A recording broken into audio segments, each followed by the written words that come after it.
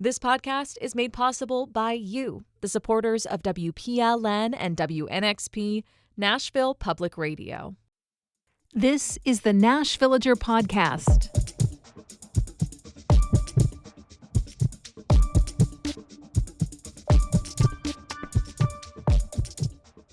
It's January 9th, 2026. On this day in 1830, the state's doctors were officially organized for the first time as the Medical Society of the State of Tennessee. The group was created through an act of the General Assembly. Basically, the legislature delegated pretty much everything regarding medical regulation in the state to that organization. It's kind of an interesting moment in time because, on the one hand, the initial membership was supposed to be limited to qualified physicians and surgeons. But to that point, there was no official qualification to do either of those jobs in Tennessee. This group was tasked with deciding what was necessary to be licensed and then issuing those licenses. But of course, you got to start somewhere. So to begin with, I guess they had to just kind of bring in everyone who claimed to know what they were doing and trust that if any quacks were in the mix, they'd get sorted out eventually. I'm Nina Cardona, and this is your daily digest of what's happening around Middle Tennessee with historical context from Nashville Public Radio, WPLN News. I think the reason the legislature farmed out the job of governing doctors is pretty obvious. Most lawmakers didn't know enough about medicine to make any kind of informed decisions about what a doctor should know or how health policies should work. Some things just have to be left to the experts in a particular field. And that approach is still the norm today regarding medicine and a ton of other areas. Generally speaking, anytime you hear mention of a government commission, task force, or oversight board, that panel deals with some kind of specialized issue. And most of its members aren't elected officials. They're experts or stakeholders in that issue. In medicine, though, things have become way more specific than they were in 1830. Now, instead of one single group calling the shots for all of Tennessee's healthcare regulations, there are a group of oversight boards, and each one takes on a particular area. There's also a level of oversight for the overseers that wasn't there in the early days of the state. From time to time, the Tennessee Comptroller's Office carries out performance audits on the various boards. The people doing those audits don't necessarily get into the medical specifics, but they are experts of another kind. They're pros at spotting when policies are being ignored, if a group is keeping good records, if they're following through on what they were supposed to do.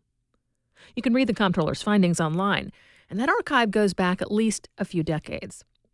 For example, in 1996, an audit of the Committee on Physicians' Assistants found that the group didn't always notice when a PA's license lapsed, which meant folks could end up practicing medicine illegally without anyone noticing. In 2016, the auditors flagged issues that made the Board of Chiropractic Examiners really slow to address complaints filed by patients against specific chiropractors. Slow investigations have been an issue at times for the board that oversees medical doctors, too. In the year after that, the comptroller identified software problems that kept the Board of Nurses from doing its job fully. The latest performance audit, issued a few weeks ago, focuses on the Board of Optometry. According to the report, the board is falling down on the job of making sure eye doctors get all the continuing education they should. The requirements for staying up to date are on the books, but the board isn't really following through to make sure those requirements are met. You know, these boards exist in a really odd space as far as government is concerned.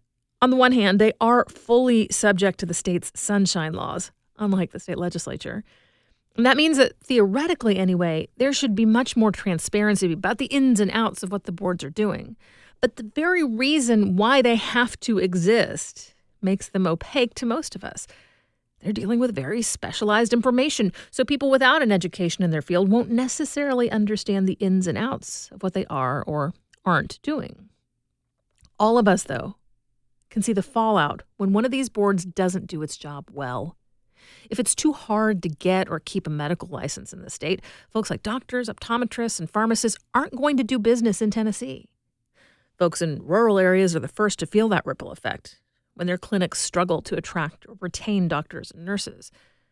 On the other hand, if a board isn't on top of enforcement issues, the health of Tennesseans suffers from the poor care that's being provided by people who just flat out shouldn't have a license. And sometimes the very issue that 1830 General Assembly was trying to sidestep rears its head nonetheless. Politicians meddling in medical policy that's far outside their own area of expertise. That was the allegation in 2021, when state lawmakers got upset with the Board of Medical Examiners for threatening to discipline doctors who spread misinformation about COVID. The board was forced through a targeted state law to delete a portion of its policy and make the medical guidelines fall in line with the legislature's political leanings. There's a lot at stake with these boards. Going back to that very first incorporating document of the Medical Society of Tennessee, those 19th century Tennesseans put it this way. They said that, quote, health is universally acknowledged to be essentially necessary to the happiness and prosperity of a society. Or, as the old cliche goes, if you don't have your health, you don't have anything. In just a few minutes, an artist who sought quiet to make an album that could reach the world. That's coming up after the newscast.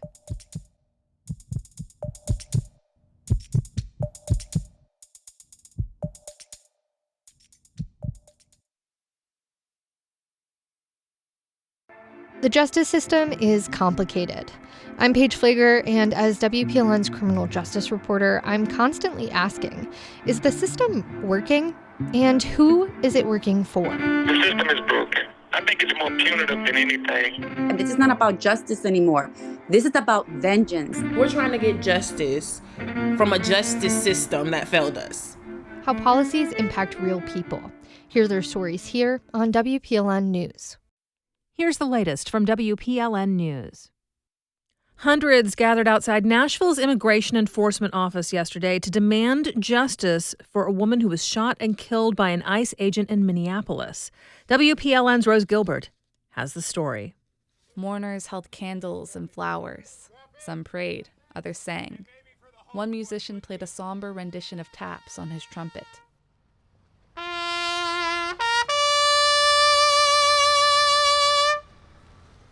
And on all sides, signs emblazoned with the name of Renee Nicole Good. The 37-year-old Minneapolis mother was shot and killed by an ICE agent on Wednesday. The vigil in Nashville was organized by Music City Migra Watch, an organization dedicated to monitoring ICE activity in Middle Tennessee. Luis Pedraza is one of their volunteers. These feelings that I have, these feelings of frustration, of anger, of rage, I have to choose to channel it, to hold these guys accountable. All you have to do is care. All you have to do is choose to lock arms, not to run away, but to be like Renee Good. Demonstrators called for the ICE agent who shot Good to be arrested. Arrest the murderer! Arrest the murderer! Demonstrators also called for the end of immigration enforcement operations in Nashville. Rose Gilbert, WPLN News. A Tennessee lawmaker wants to keep federal immigration enforcement officials from showing up unannounced in schools and churches.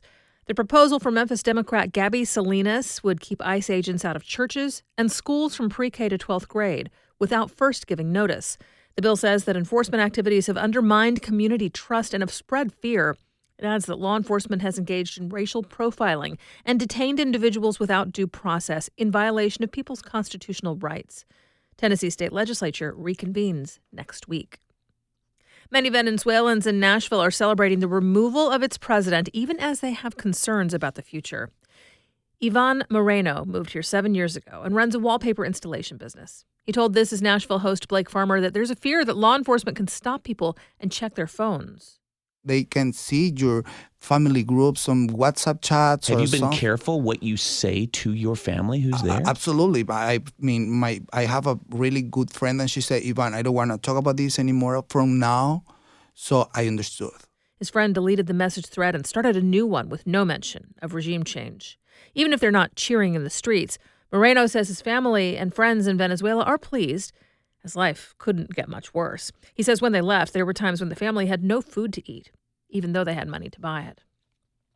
Hundreds gathered at City Hall yesterday evening to talk about a potential zoning ordinance impacting the Buchanan Arts District. Commissioners called it the classic zoning problem, trying to figure out how commercial and residential properties can coexist. The ordinance would limit the hours of operation and impose noise restrictions on future businesses in the area. Councilman Brandon Taylor sponsored the measure. The North Nashville neighborhood is home to several black businesses, and many of these owners say the ordinance would deprive the black community of economic growth by stifling the area's entertainment and nightlife scene. On the other hand, some champion the restrictions, saying they don't want Buchanan to turn into a baby Broadway with an array of clubs disrupting the neighborhood residents. Many people, including Commissioner Kathy Leslie, question why the ordinance would apply only to Buchanan when many other areas also struggle with residents complaining about rowdy businesses.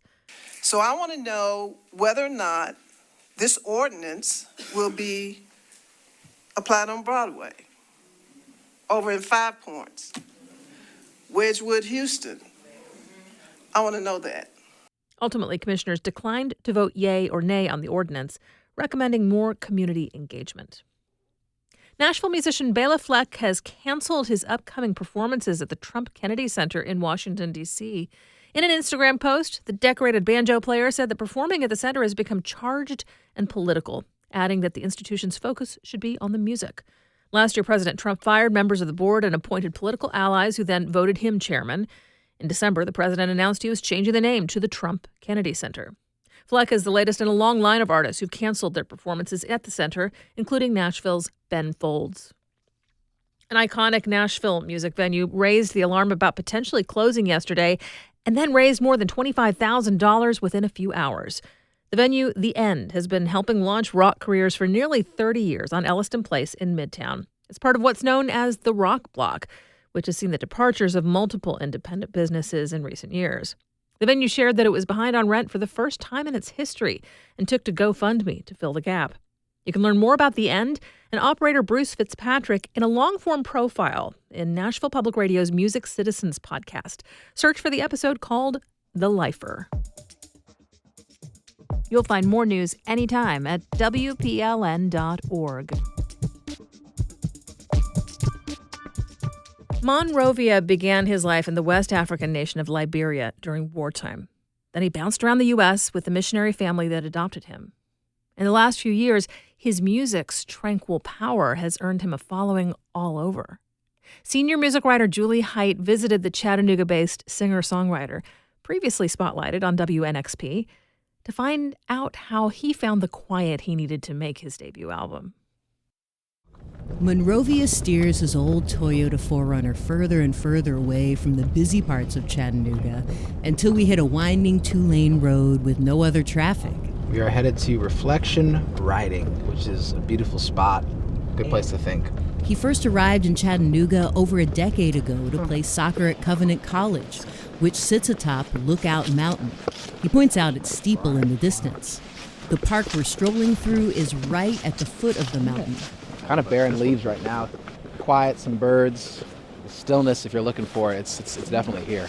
Monrovia and his friend and manager Eric Cromartie found this to be an ideal setting for filming performance clips. These fields right here to the left, I sat here and did some Crooked the Road. Crooked the road, and the one driving. Mainly, yeah, just playing the uke and getting shots with Eric. Seems like a long time ago, but it really wasn't. It was like a year and a half. Yeah, lots of time. Posting videos like those on social media was how Monrovia first gained a sizable audience and industry interest. That song, Crooked the Road, alone has been streamed more than 44 million times on Spotify. Tell me, why did you run past the dogs and the horses? But watching his music career begin to take off didn't make him want to move where the action is. I feel like every day you could have an opportunity of someone hitting you up to be like, hey, let's go to the studio. Let's go work and write some music, which is a beautiful thing. But the way my art works and the way my mind is, I have to leave music. When it calls to me, when it decides to give to me in my everyday life, I do my best work. To your skies leads me on a search for some love that I had once, but I lost touch. When he's not on the road, Monrovia returns to the pastoral charm of Chattanooga. He wanted to be able to make his debut album in peace too, so he released a series of EPs to tide fans over. It gave us time for me to grow, for me to think, for me to learn, for me to understand what Monrovia is. Because those beginning stages, I did not know at the time. he'd had a lot to process. His Liberian family struggled to survive a savage civil war, and as a small child, he'd had to leave his siblings behind when he was adopted by an American family. Monrovia filled in the gaps in his knowledge of that history by reconnecting with his Liberian sister and studying everything he could, including the documentary Pray the Devil Back to Hell. We stepped out first and did the unimaginable. To send out a signal to the world that we, the Liberian women, we are tired of the killing of our people. He had no grand professional ambitions for music, just the inclination to fashion his profound questions into delicate songs. And there was even more history to unpack when he learned that he joined an Appalachian folk lineage that could be traced back to enslaved Southerners and the West African traditions they brought with them. People would ask me questions, for example, about Appalachia, because they would sense the depth of the music. It's been hard for me at times to be someone that I think sometimes the fans will look to for these answers, as I still wrestle and try to learn as well. Monrovia's trying to adjust to the industry accomplishments coming his way, too. Last year, he got to play both the storied, scenic Colorado Amphitheater Red Rocks and the Grand Ole Opry. I don't know much about venues. I didn't grow up wanting to play at a special venue. And so when we made these achievements, it's like my band will be super excited. Oh my gosh, this is a milestone. And I'm just like, oh, this is cool. Well, it's been interesting to learn how to like kind of manufacture a joy for things that are supposed to be important. But he didn't have to generate any enthusiasm for the news he just received from the Liberian Music Awards. In recognition of his global reach, he was named 2025 Outstanding Artist of the Year. I didn't see it coming, and it honestly brought joy to me.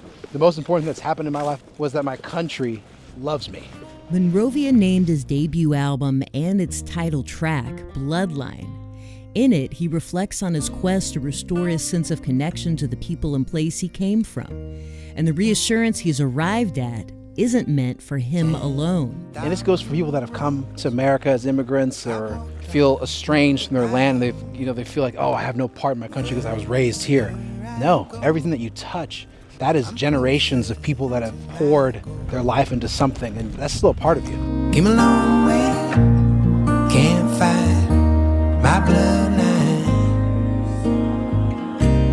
My name still ties my bloodline. For Nashville Public Radio, I'm Julie Height.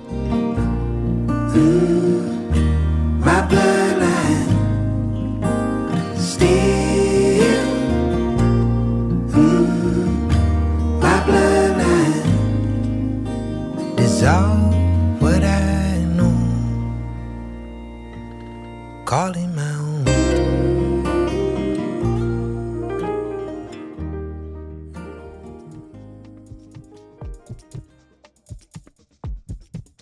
Thanks for listening to the Nash Villager podcast. We take this look at Nashville news every weekday. If you like it, go ahead and subscribe on your favorite podcasting app and tell a friend or give us a mention on your socials. It really helps get the word out. And of course, everything at WPLN News is listener supported. You can become a member at WPLN.org. And that's it for today. Thanks so much for listening. Let's make this day a good one, and we'll catch back up next week.